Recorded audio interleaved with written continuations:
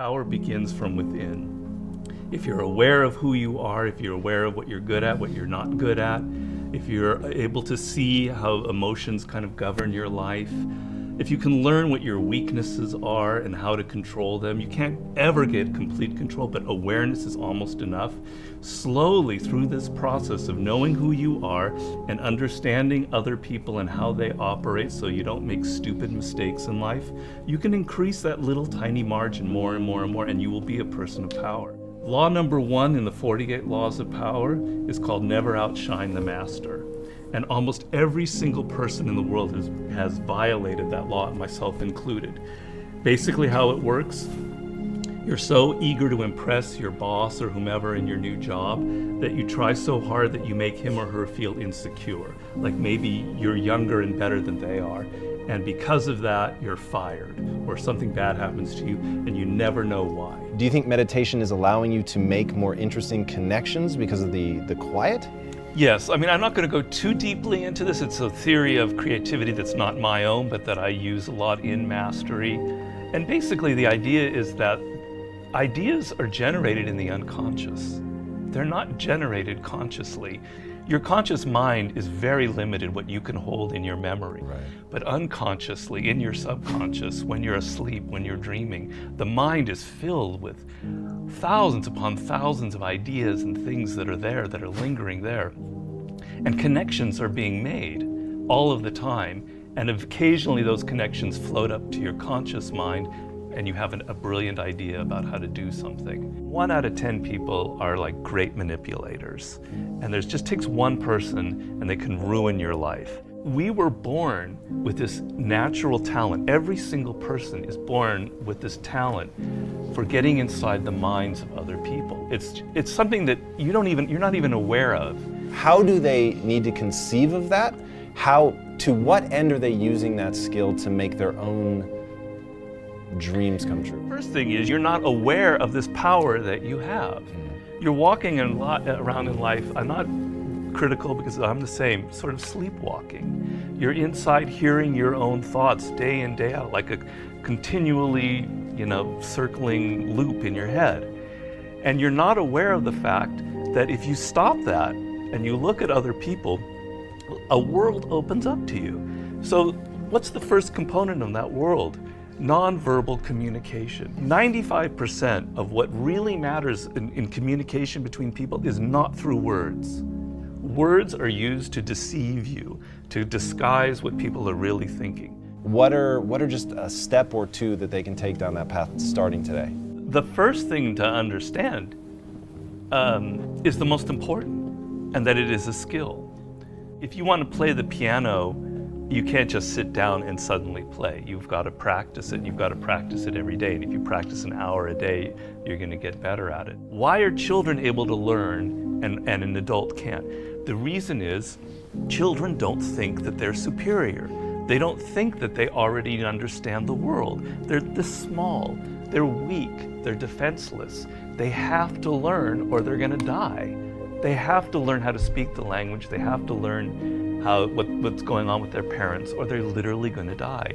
Do you have tricks that you use for ensuring that genius does not become a young man's game, that your books truly get better and better over time? Basically, every time I begin a book, I'm deathly afraid of failing.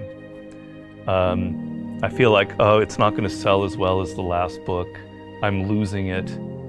I got to go back to square one. Each project, each thing that you do in life, you have to kind of create that feeling in the gut like, I don't know if I'm going to be able to pull it off. I don't know if I can go 12 rounds with Floyd Mayweather this time. I don't know it. The secret really to success in life, I have to say, is retaining, I talk about this in Mastery, is retaining your childlike qualities. If you're completely a child, that's not going to work. Negative capability is rule number 1 for being a creative person. And if you don't follow anything else in Mastery, that would be enough. The ability to keep 2 ideas that contradict each other in your mind without feeling uncomfortable, without having to come to a conclusion. You can think about something without rushing to judgment and conclusion. You can be in the moment. You can say, well, it could be this, it could be that, it could be that. And you don't have to decide whether it's A, B, or C. You're open to adopting 3 or 4 different viewpoints. If you love music, don't quit your job and play guitar. Like, you're gonna have a hard time feeding your family. But you have advice for them. What is that advice? Yeah, but people say, live your passion. So these are cliches, and nobody changes their life based on a cliche. You've got to do hard work, and to do hard work, you have to have a roadmap. Somebody has to show you step to get there.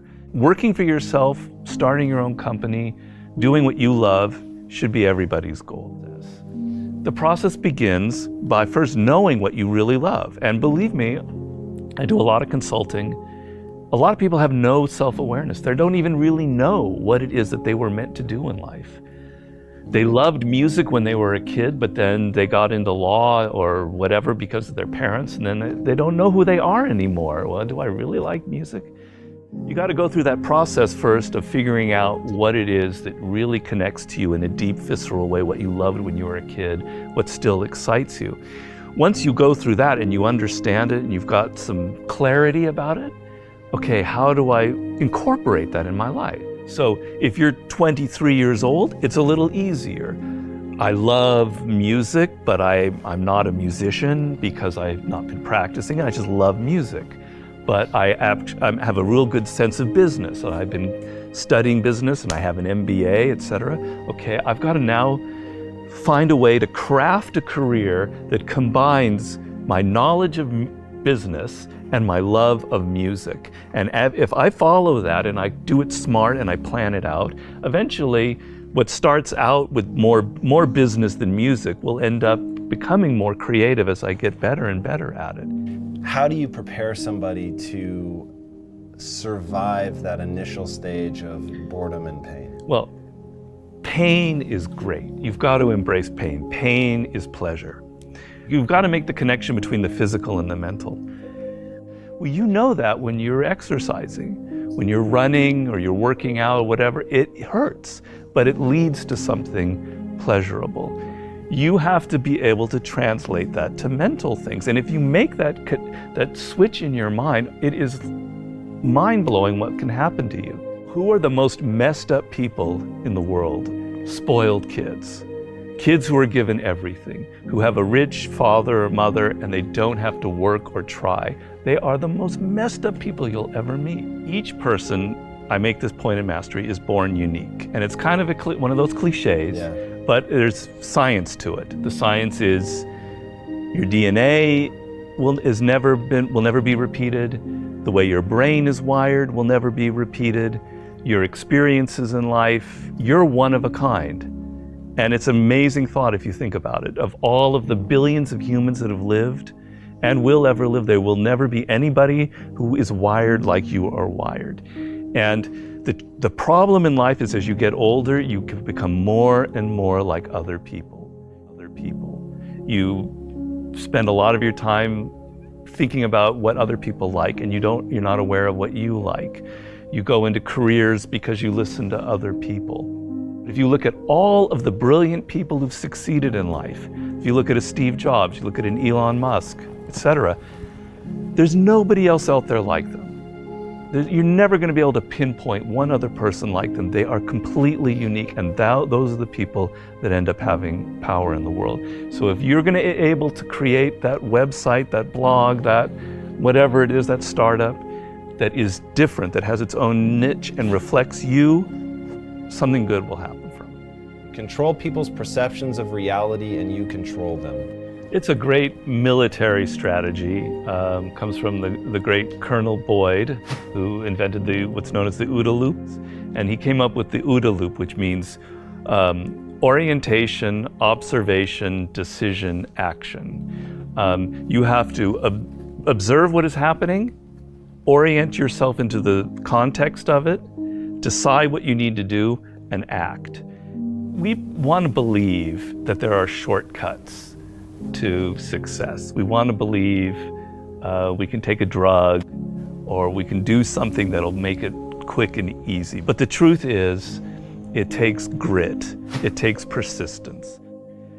So it's hard to understand what could happen to you in 10 years in a visceral gut way of what it means to have failed in life. And to me, failure in life is not having money. It's not realizing your potential. You're 60 years old and you said, I could have been this, and I never did it. That's like the worst thought I think anybody can have. And you don't think about it in the moment because your life is okay, but you've got to wake up and understand that there's an urgency here, and that if you're not practicing something now, if you're not aware, if you don't have a path towards something better, you're rotting on the vine, and that day of reckoning will come at some point, and it will be painful. You're not going to feel it suddenly, it'll be slow, but it'll come and it won't be good. Just being aware that you now have a plan is enough to lift you out of that depression. Okay, I'm working at Burger King, but I know I'm going to get to this community college and get a degree here after I save enough money. Having a goal is like, will change you completely from being depressed or not taking care of yourself to being energized and moving in the right direction.